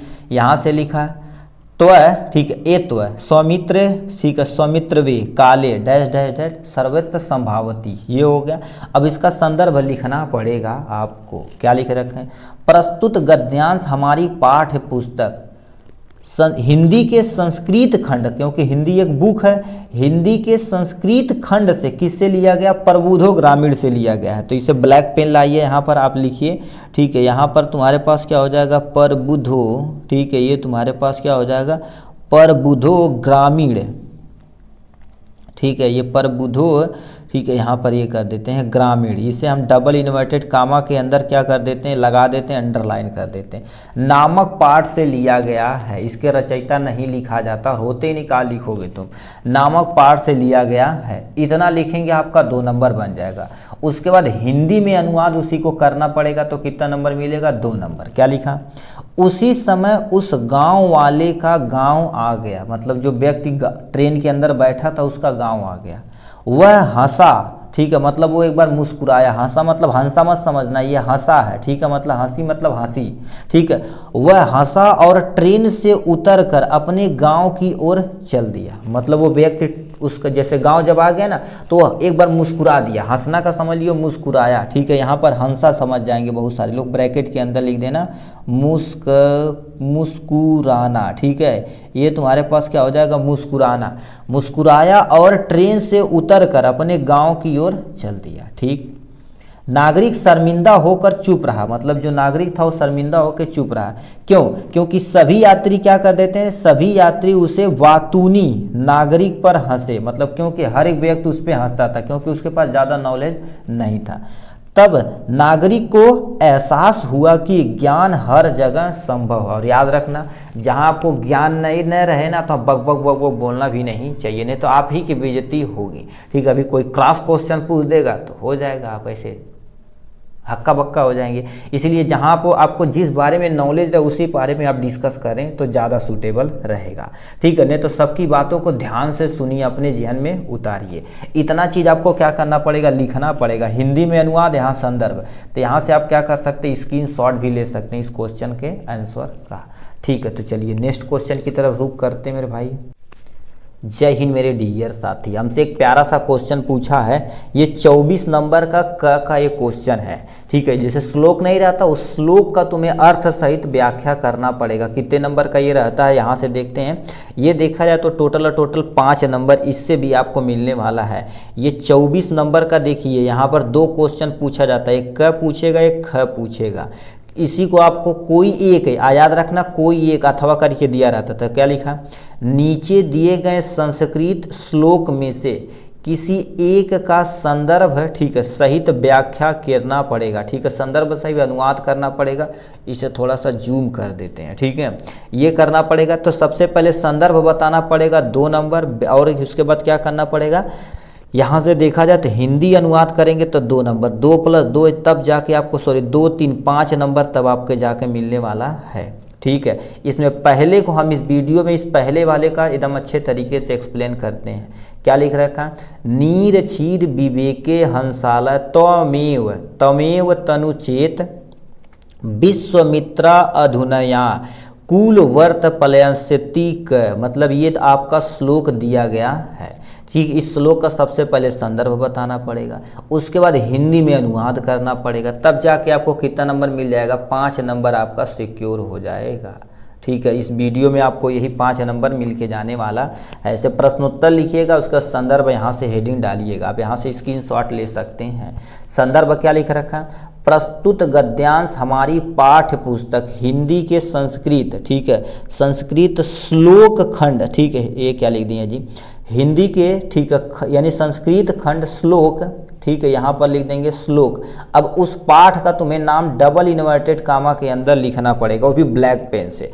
किससे लिखा गया, अन्योक्ति विलास से लिया गया है। तो ये तुम्हारे पास क्या हो जाएगा, अन्योक्ति, ठीक है, अन्योक्ति विलास। यहाँ पर क्या कर देंगे, अन्योक्ति विलास, ठीक है। ये हो जाएगा यहाँ पर, इसे अंडरलाइन कर दिया, पाठ से लिया गया है। इसको उठा के यहाँ पर लिखेंगे तो इतना लिखेंगे तो आपका 2 नंबर बन जाएगा, ठीक। ये हो गया इसके। अब इसका कह दिया हिंदी अनुवाद करना पड़ेगा, तो आपके सामने ये रहा हिंदी का अनुवाद। अब इसे कैसे लिखेंगे इसको ध्यान से सुनिए। कह दिया क्या, हे हंस, हे हंस, ठीक है। क्या बोल दिया उसमें, कह दिया क्या पूछा था, हे नीर क्षीर विवेके, ठीक है। उस हाँ चेत मतलब वो उनसे बोल रहा, हे हंस यदि तुम ही दूध और पानी को अलग करने में आलस करोगे तो अब इस संसार में अपने कुल धर्म का पालन कौन करेगा। मतलब वो जो कवि जी हैं, ठीक है, लेखक जी हैं, तो इस श्लोक में कहते क्या, हे हंस, क्योंकि हंस क्या कर देता है, दूध में से पानी को क्या कर देता, अलग करता है, दूध को पी लेता, पानी को ही पर रहने देता है।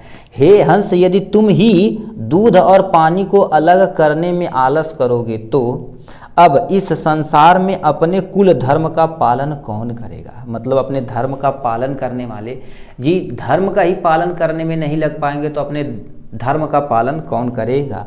अर्थात यदि विवेकशील लोग ही अपने कर्तव्य में आलस करेंगे तो अपने कुल धर्म का पालन कौन करेगा। ये देखा जाए तो धर्म से रिलेटेड नहीं है, ठीक। ये कहने का मतलब क्या होता है, किसी का काम, जैसे कि अगर टीचर का काम है पढ़ाना, अब वो अपने पढ़ाने में भी आलस करे और कमियां करें तो टीचर अब वही आलस करेगा तो जो बच्चे हैं वो अपना आलस करबा करेंगे।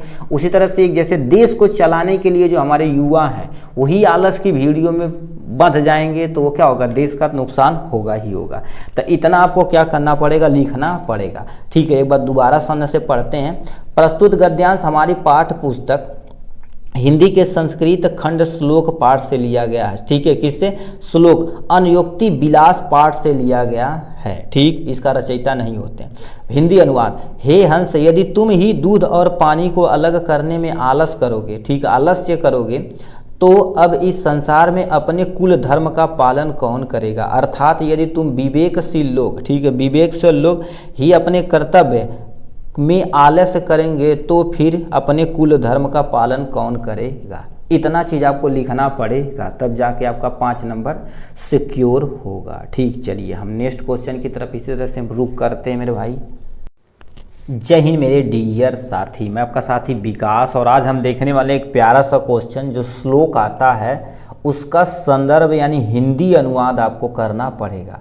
ये कितने नंबर का रहता है? 5 नंबर का रहता है। ठीक है, आपके सामने देखिए 24 नंबर का ये ख वाला क्वेश्चन है, इसको थोड़ा सा जूम करते हैं। ठीक है, देखिए ये 24 नंबर में क्या दे रखा, एक का संदर्भ सहित हिंदी में अनुवाद करना, कोई एक, चाहे ये करिए चाहे ये करिए, कोई एक करेंगे आपका 2 + 3 यानी 5 नंबर आपका सिक्योर हो जाएगा।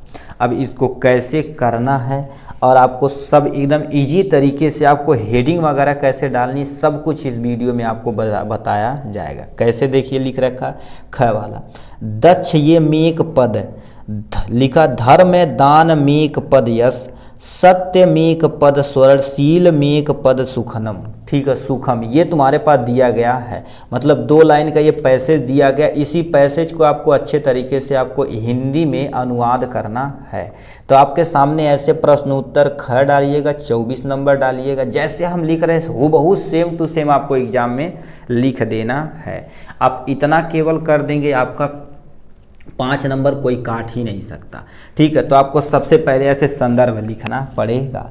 तो संदर्भ में क्या लिखते हैं आप जानते ही हैं, प्रस्तुत पद्यांश, ये सब पुरानी चीज़ें हैं। तो यहाँ पर लिखेंगे क्या, लिखते चलते हैं प्रस्तुत पद्यांश। ठीक है, ये तुम्हारे पास गद्यांश है ना, प्रस्तुत गद्यांश हमारी पाठ्य पुस्तक प्रस्तुत।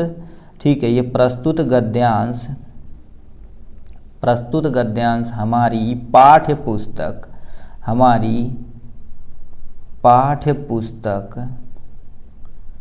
हमारी पाठ्य पुस्तक हिंदी। ठीक है, हिंदी के, ठीक है, हिंदी के संस्कृत वाले पोर्शन से क्या हो जाएगा, संस्कृत। ठीक है, संस्कृत खंड श्लोक, संस्कृत खंड श्लोक है। ठीक है, श्लोक और किससे लिया गया, उस पाठ का तुम्हें नाम श्लोक, संस्कृत खंड किससे लिया गया, श्लोक जीवनी। ठीक है, सॉरी जीवन सूत्राणु, जो चैप्टर का नाम है ना तुम्हारे पास जीवन सूत्राणु से लिया गया है। ठीक है, ये तुम्हारे पास क्या हो जाएगा, सूत्राणी, ये हो जाएगा डबल इन्वर्टेड कामा के अंदर, ये डबल इन्वर्टेड, मेन मुद्दा आपका यही है। नामक पाठ से लिया गया है, नामक पाठ से लिया गया है। ठीक है, ये हो गया लिया गया है। इतना चीज़ आप लिख देंगे, आपका कितना नंबर बन जाएगा, 2 नंबर बन जाएगा। आप दोबारा सुनिए क्या लिखा, प्रस्तुत गद्यांश हमारी पाठ्य पुस्तक हिंदी के संस्कृत खंड श्लोक जीवनी सूत्राण यानी जीवन सूत्राण नामक पाठ से लिया गया है। इतना हो गया इनके बारे में। अब हिंदी अनुवाद आते हैं, आपको कैसे करना है इसका हिंदी अनुवाद। आपके सामने इसका हिंदी अनुवाद है, क्या लिख रखा है, धर्म का मुख्य स्थान उदारता है। याद रखना, धर्म का मुख्य स्थान क्या होता है, उदारता होता है। यश का मुख्य स्थान क्या होता है, दान होता है, यदि दान देने से कभी भी किसी पर्सन का घटता नहीं है। स्वर्ग का मुख्य स्थान क्या होता है, सत्य होता है। ठीक है, कहते हैं हम स्वर्ग सिधार जाएंगे, जो व्यक्ति सच्चे मन से और सत्य की मार्ग पे चल कर प्रेजेंट टाइम में ही अपना काम करता है, उसका स्वर्ग का मुख्य द्वार खुला हुआ है। तो स्वर्ग का मुख्य स्थान क्या होता है, सत्य होता है, यदि देखा जाए तो हमेशा सत्य बोलना चाहिए। और सुख का मुख्य स्थान क्या होता है, तुम्हारे पास शील होता है।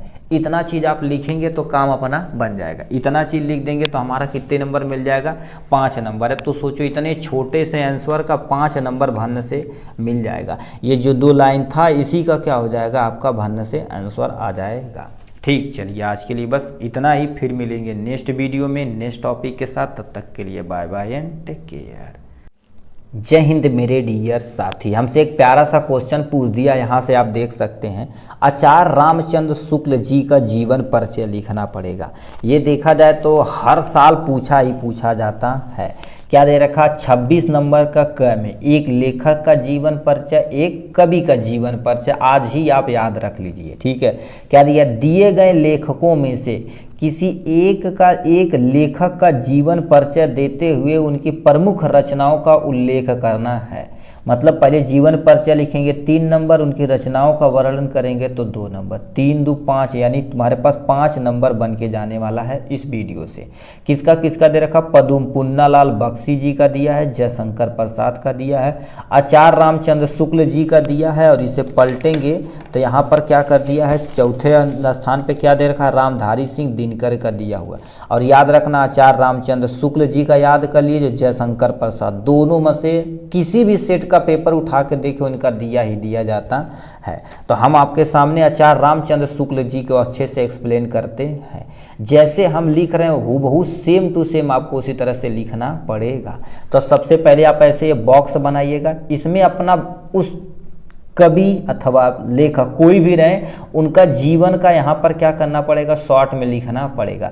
टीचर यही देखेगा, आप आगे एक्सप्लेन किए हैं या अच्छे से गाना लिख दिए उससे ज़्यादा फर्क नहीं पड़ता, बट इतना चीज़ आपको क्या करना पड़ेगा, लिख देंगे तो तुरंत जान जाएगा अरे भाई खतरनाक मनैबा हो तो तुरंत आपको नंबर देगा।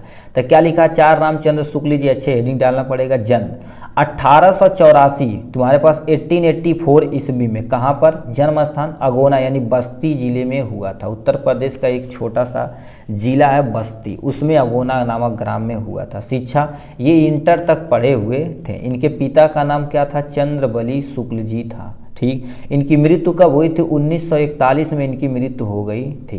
इनकी रचनाएं चिंतामणि त्रिवेणी और रस मीमांसा, ये तुम्हारे पास इनकी रचना है। इनकी ये प्रमुख रचनाएं जो सामने दी गई है ये प्रमुख है। उसके बाद आपको अच्छे से हेडिंग डालनी पड़ेगी जीवन परिचय, तब जाके आप यहाँ से अच्छे से एक्सप्लेन करना पड़ेगा। तो क्या लिख रखा, आपको हेडिंग डालनी पड़ेगी जीवन परिचय। अब इनके चढ़ा बढ़ा तगड़ा लिख दीजिए, जो आप उस टेबल में लिखे ना उसी को आप यहाँ लिख दिए, अपना काम हो जाएगा। क्या लिख रखा है, आचार्य रामचंद्र शुक्ल जी का जन्म 1884 ईस्वी बस्ती के, ठीक है, बस्ती जिले के अगोना नामक ग्राम में हुआ था। ये पहला पॉइंट हो गया। ठीक, अब देखिए वही जो आप लिखे हैं उसी को हम बना बना के लिख रहे हैं।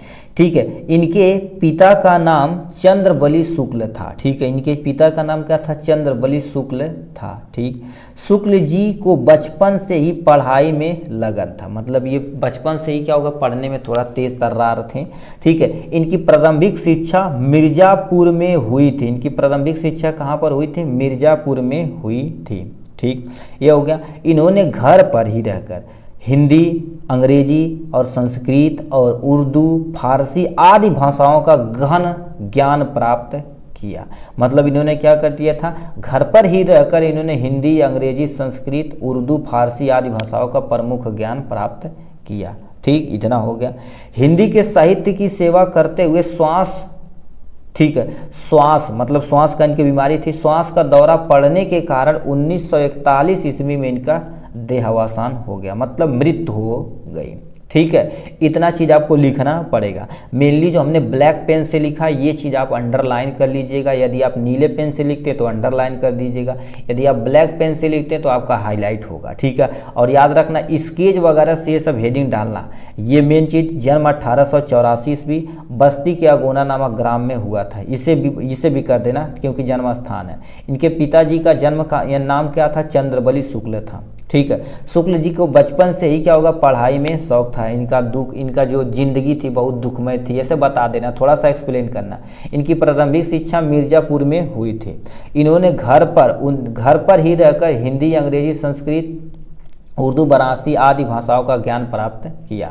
और क्या हो गया, सांस की दौड़ा पड़ने, मतलब लिख दें श्वास रोग से क्षय पीड़ित होने के कारण ये 1941 में इनकी मृत्यु हो गई थी। ठीक, ये हो गया।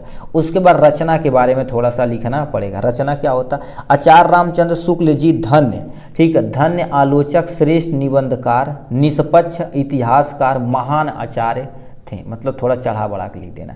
फिर इनके 1 2 तुम्हारे पर रचना के 2 हमसे कहा, 2 3 लिख देना, काम हो जाएगा। निबंध संग्रह में चिंतामणि भाग 1 और भाग 2 इन्हीं के द्वारा लिखी गई थी। विचार विधि इन्हीं के द्वारा लिखी गई थी। आलोचना ग्रंथ सूरदास, और इनकी अब जो यहाँ पर लिखे तो वहाँ पर लिख दो, सूरदास, रस मीमांसा, ठीक है, मीमांसा और तुम्हारे पास त्रिवेणी, इनकी प्रमुख रचनाएं निम्न हैं। इतना चीज़ आपको एक्सप्लेन करने का, तो आपको रचना का 2 नंबर, जीवन परिचय का 2 नंबर, 2 + 3, 5 नंबर आपका बन जाएगा।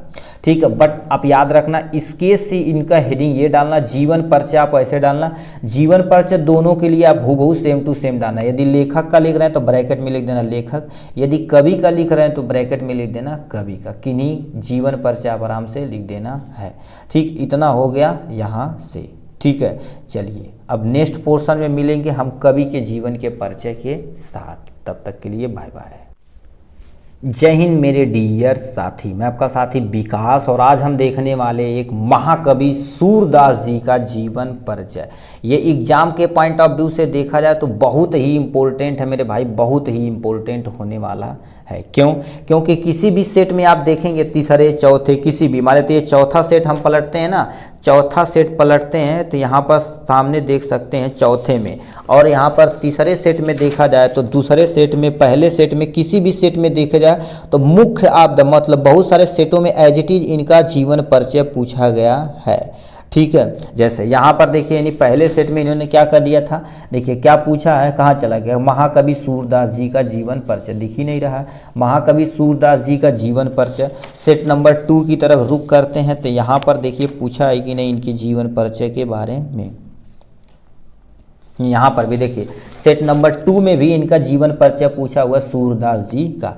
इस तरह से देखा जाए तो ये इम्पोर्टेंट है, प्लीज़ इसे आप याद रख लीजिएगा और कैसे लिखना आपका भाई यहाँ पर आज बताने वाला है। देखिए आपको सबसे पहले प्यारा सा हेडिंग डालना पड़ेगा जीवन परिचय। यदि आप लेखक का जीवन परिचय तो यहाँ पर ब्रैकेट में लेखक लिखेंगे, यदि कवि का जीवन परिचय लिख रहे हैं तो यहाँ पर आप कवि लिखेंगे। तो यहाँ पर लिखा महाकवि सूरदास जी, ठीक, इतना लिख देंगे यहाँ से।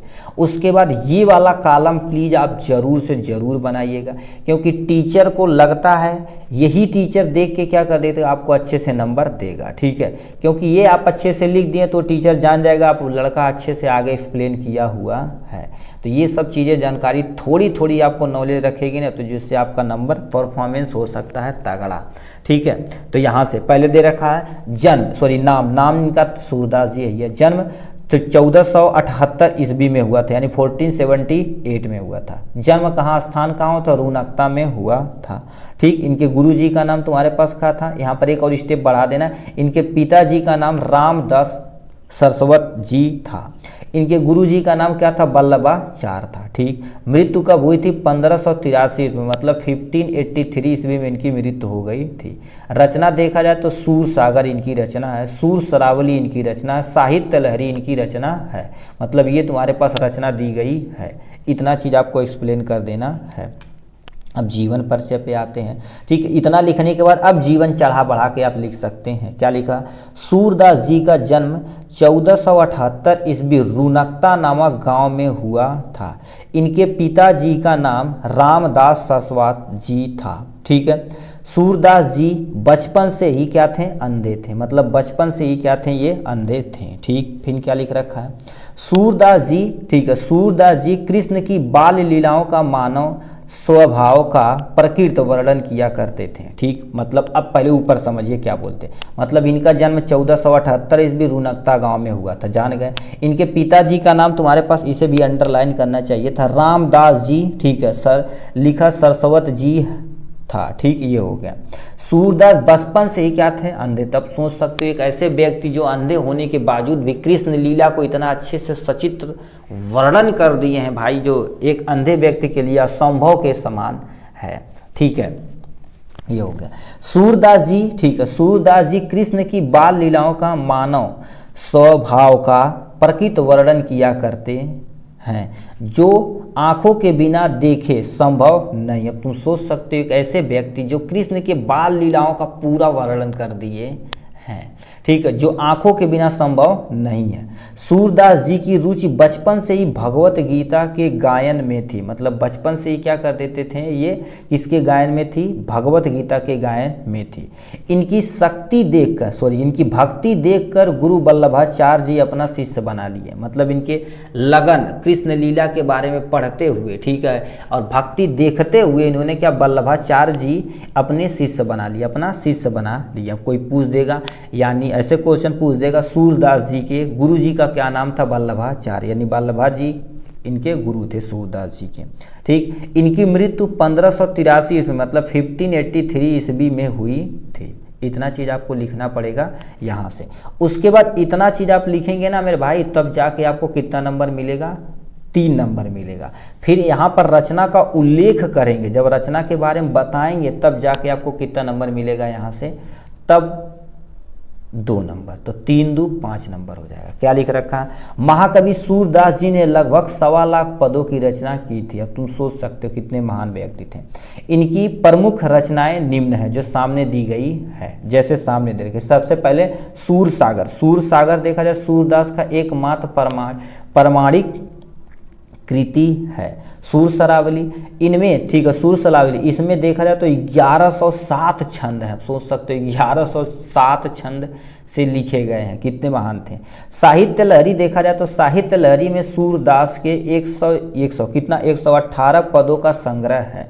ठीक है, इतना चीज़ आपको एक्सप्लेन करेंगे तब जाके आपको कितना नंबर मिलेगा, टोटल और टोटल 5 नंबर मिलेगा। हमने 5 मिनट में आपका 5 नंबर सिक्योर कर दिया आराम से। आप यहाँ से स्क्रीनशॉट ले सकते हैं, एक बार देखिए इसका स्क्रीनशॉट लीजिए सूरदास जी के बारे में, ये प्लीज़ ज़रूर याद रखिएगा। ठीक है, ये होगा अब यहाँ से इनका। ठीक है, यहाँ से एक बार यहाँ से स्क्रीनशॉट ले लीजिए और लास्ट में फाइनल यहाँ से ले लीजिए, आपका काम हो गया है। चलिए नेक्स्ट क्वेश्चन की तरफ रुक करते हैं मेरे भाई। जय हिंद मेरे डियर साथी, हमसे एक प्यारा सा क्वेश्चन पूछता है श्लोक। कोई श्लोक बोर्ड एग्जाम में कितने नंबर का आता है, 2 नंबर का आता है। और सबसे सरल और सबसे सटीक तरीके से इसको हम आपको बताने वाले हैं। ठीक है, देखिए ये देखा दे रखा है कि यहाँ से क्या दिया, अपनी पाठ्य पुस्तक में से कंठस्थ एक श्लोक, कंठस्थ मतलब याद, लिखिए जो प्रश्न पत्र में ना आए, मतलब जो पेपर है इसमें न आए कि नहीं, जो आप याद करके गए उस पेपर में आ जाए, उसी को छाप दें। तो इसीलिए कहते हैं 2 आपको कम से कम श्लोक याद करके जाना पड़ेगा। मान लेते हैं एक एग्जाम में आ जाए और एक आपको लिख दें। ठीक, अब कहेंगे सर दोनों आ जाए, तब का होगा। एक्चुअल में दोनों आता ही है, देखिए 2 आता है। ये देखा जाए सेट नंबर 3 का पेपर है, देखिए साफ साफ लिखा है। ठीक है, संस्कृत श्लोक में से 1 श्लोक 2 श्लोक, 1 श्लोक 2 श्लोक, यहाँ से 2 श्लोक दे रखा है, एक यहाँ और एक यहाँ 2 श्लोक दिया गया है। तो याद रखिए, हमारा ट्रिक याद रखिए, एक ही चैप्टर से तुम कोई 2 श्लोक रट लो। क्या, एक ही चैप्टर से कोई 2 श्लोक रट लीजिए। अब 10 साल का पेपर तुम उठा के देख लो ना, ऐसा कभी भी नहीं हुआ कि एक ही चैप्टर से दोनों श्लोक उठा के इस कॉपी में पेपर में डाल दे, कभी भी नहीं। ठीक है, तो आपको याद रखना पड़ेगा। यहाँ पर हमने कुछ लिख रखी है, आपको अच्छे तरीके से श्लोक हेडिंग डालनी पड़ेगी। और याद रखना, कभी भी आप श्लोक पेपर में लिखना तो कॉपी के बीचों बीच अच्छे तरीके से लिखना। क्या लिख रखा, सर्वे भवन्तु सुखिनम सर्वे भवन्तु निरामया सर्वे भद्राणी। ठीक है, सर्वे भद्राणी पश्यन्ति माँ लिखा कश्चित दुख भाव भवेत।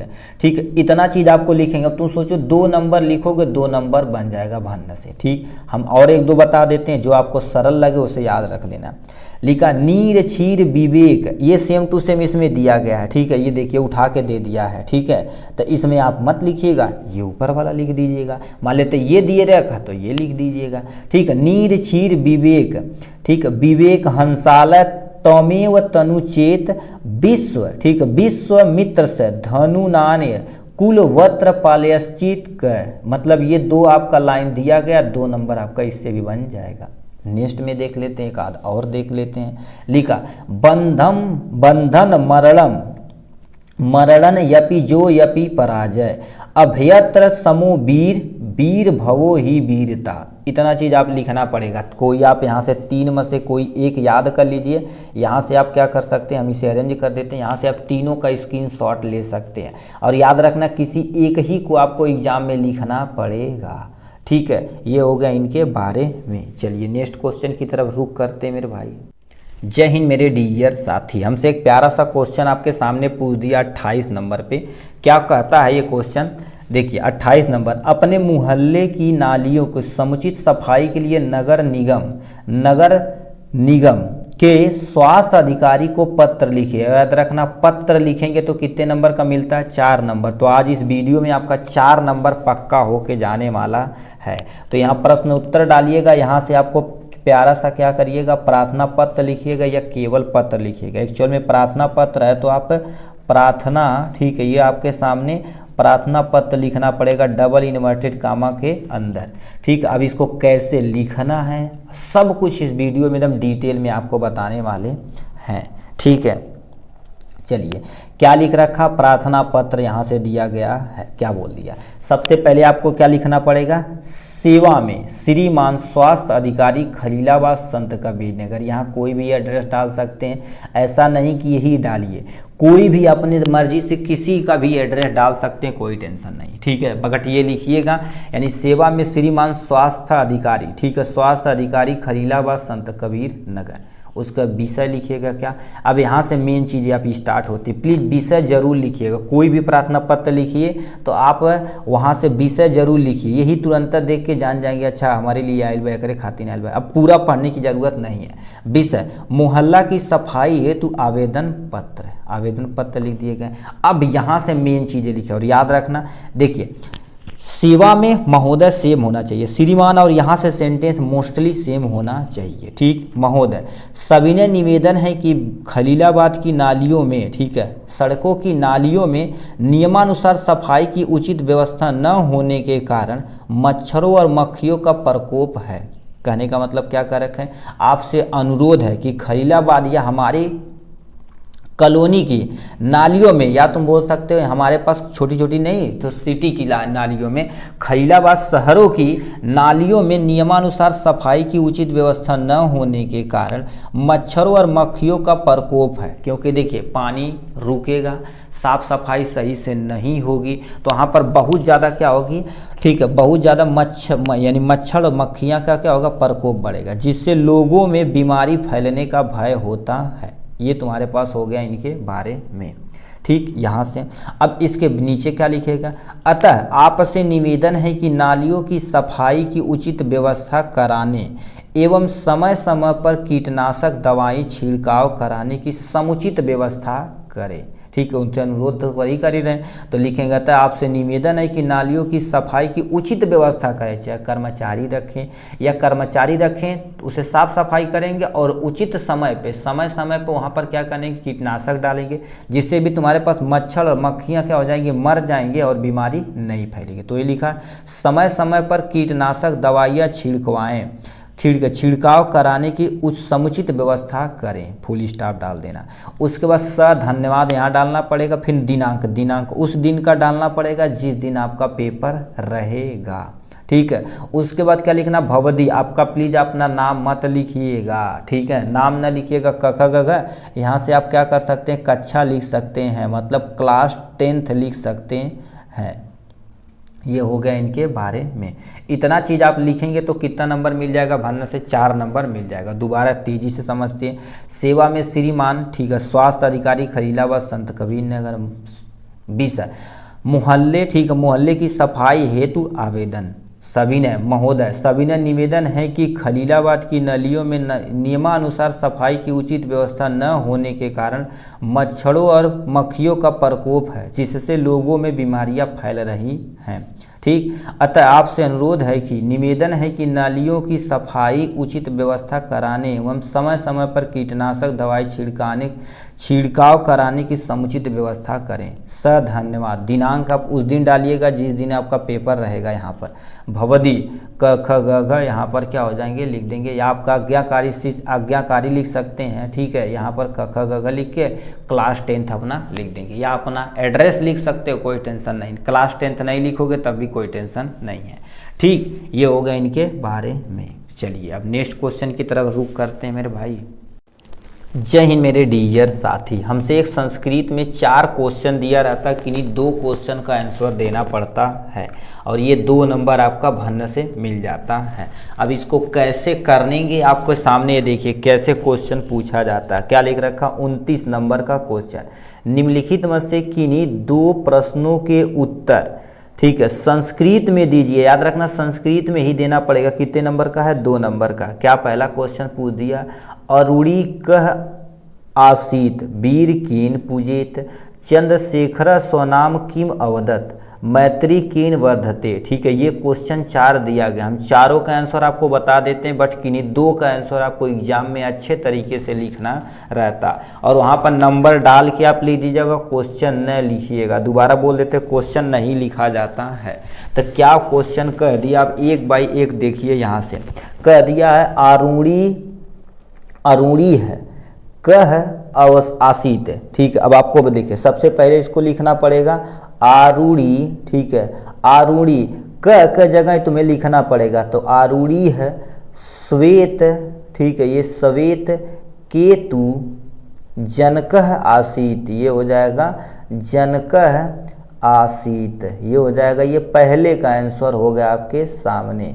फुल स्टॉप डाल देंगे। ठीक, अब क्या दिया, वीर केन पूजित। एग्जाम के पॉइंट ऑफ व्यू से देखा जाए तो ये इंपॉर्टेंट नहीं, अति महत्वपूर्ण क्वेश्चन है। वीर केन पूजित, तो वीरेण पूजित, तो तुम्हारे पास क्या हो जाएगा वीर। ठीक है, ये तुम्हारे पास क्या हो जाएगा वीर है वीरेण पूजित। ठीक है, ये तुम्हारे पास क्या हो जाएगा वीरेण।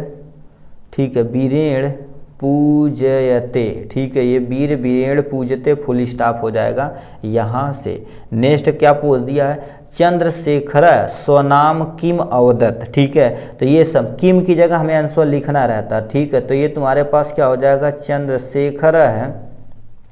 ठीक है, चंद्रशेखर है। ठीक है, चंद्रशेखर स्वरूप।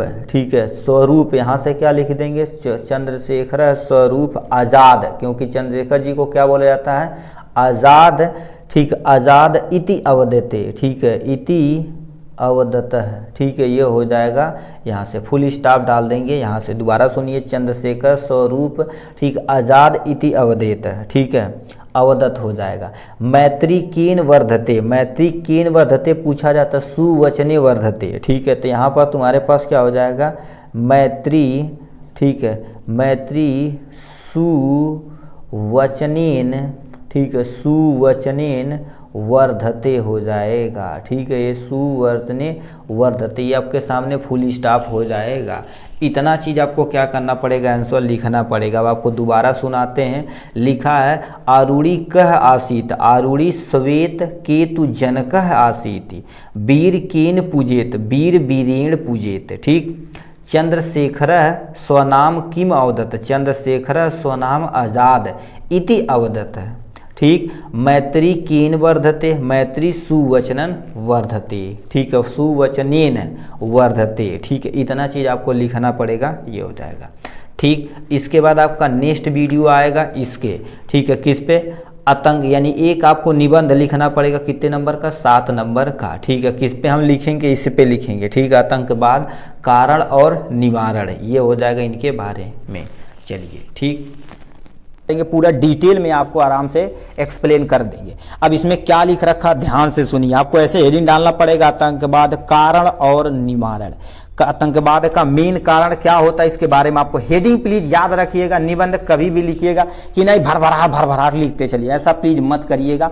ठीक है, कभी भी लिखिएगा तो इसको अच्छे तरीके से आप एक्सप्लेन करके ही लिखिएगा, और हेडिंग डाल के लिखिएगा। पहला हेडिंग आपके सामने क्या होना चाहिए, प्रस्तावना।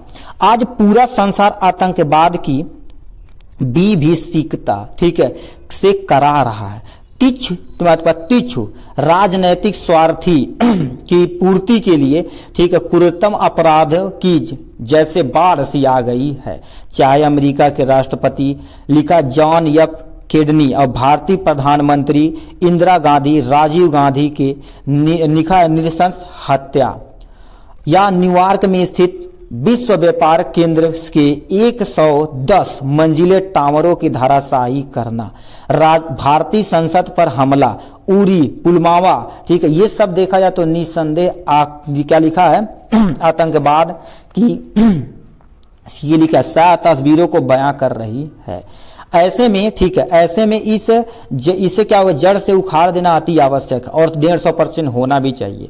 अन्यथा यह क्या होगा, था दिन दूर नहीं है कि जब समूची मानवता के खतरे में पड़ जाएगा। तक बात देखा जाए तो किसी को नहीं, तो उनको इतना ब्रेन वॉश किया जाता है ना, किसी को भी मार सकते मेरे भाई। अब तुम सोच सकते हो, ठीक है।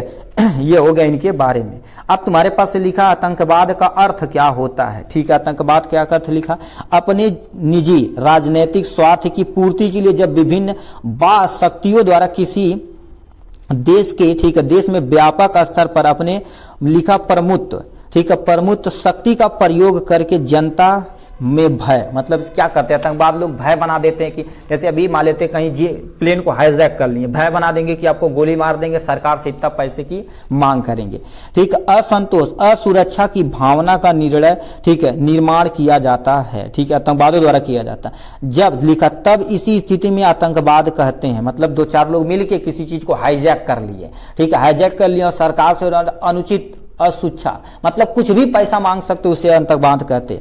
लिखा वस्तुतः अमाननीय हिंसात्मक तथा हथकड़े अपना कर, ठीक है, उनकी उचित तथा अथवा अनुचित मांग को, ठीक है, मांग को मनवाना ही आतंकवाद कहलाता है। किडनैप करके कुछ भी करा सकते हैं। आतंकवाद का मेन कारण क्या होता है आपके सामने यहां से लिखा गया। आतंकवाद आज लगभग समूचा विश्व आतंकवाद की चपेट में है। अब तो जनता के साथ साथ सरकारी के लिखा सरकारों को भी आतंकवाद का सामना करना पड़ रहा है, ठीक है। इनका मूल कारण असंतोष की भावना है, मतलब कुछ भी मांग सकते हो तुमसे, जो उनके हिसाब से हमारे हिसाब से बहुत ज्यादा रहेगा।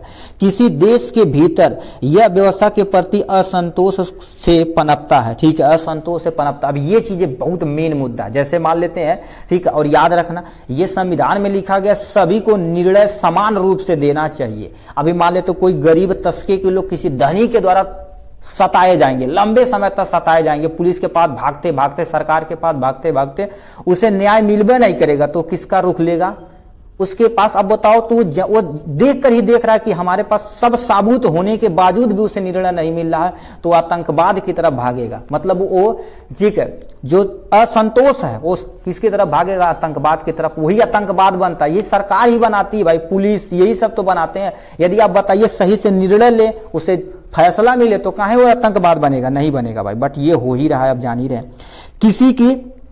किसी का अति शोषण, देखिए बोला गया अति शोषण अति पोषण इस असंतोष का कारण बनता है, जो बाह्य शक्तियों के प्रभाव, शिक्षा का अभाव, आजीविका की समस्या, प्रशासनिक अकुशलता, मतलब प्रशासन है उसे सही से सफल नहीं कर पा रही है कोई भी चीज, राजनैतिक कुचक्रों के कारण यानी फलता और फूलता, मानवता की विनाश का कारण बनता है, ठीक है। अभी देखिए यही होता मेरे भाई, ठीक है।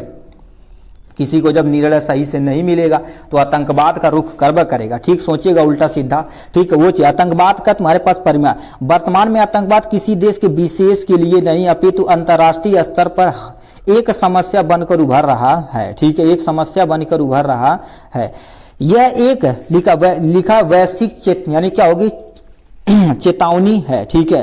क्या लिख दिया, चुनौती है, चुनौती। इसके परिमाण अत्यंत भयानक होते हैं। सरकार के प्रति अविश्वास की भावना का उदय होना, जनता में असुरक्षा की भावना विकसित होना, राष्ट्रीय एकता रूपी दीवार की दरार पड़ना, क्या होगा, दरार पड़ना, किसी राष्ट्र की आर्थिक स्थिति का असंतोषजनक हो जाना, ठीक है। आतंकवाद के ही तुम्हारे पास दुष्प्रभाव पड़ते, तोड़फोड़, अपहरण, लूट खपोड़, बलात्कारी, तुम्हारे बलात्कार, हत्या, ये सब देखा जाए तो तुम्हारे पास क्या होगा, आतंकवाद को विचारधारा ही देती है। पढ़े लिखे लोग खराब खराब चीजें देखेंगे तो आपके अंदर क्या होगी, एक भावना उत्पन्न होगी देश के प्रति, ठीक है, तो वही चीजें बोली जाती है।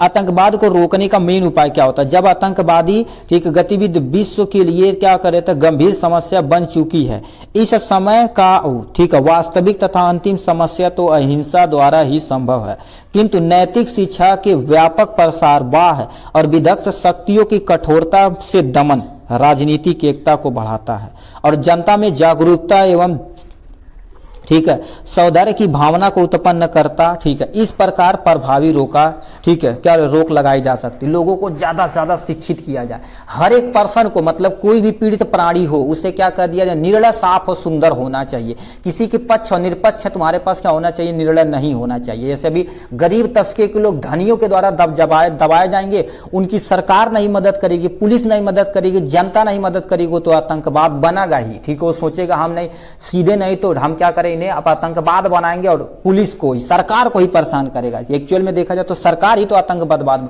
ठीक आतंकवाद बनाती है। ठीक है, यदि निर्णय देंगे तो नहीं बतेगा। अतः आतंकवाद को निपटाने के लिए आवश्यक है, ठीक आवश्यक है कि वैश्विक स्तर पर एकजुट होकर सार्थक प्रयास किए जाए। जो परिवार पीड़ित है उनके यथोचित, यानी क्या लिखा, यथोचित मदद की जाए, जिससे ये निराशा में आतंकवाद का रास्ता देखो पकड़ने से बच सके। देखिए साफ और सुस्पष्ट अक्षरों में लिखा हुआ है। ठीक है, ये होगा। अब लास्ट में हेडिंग डालेंगे उपसंहार के बारे में।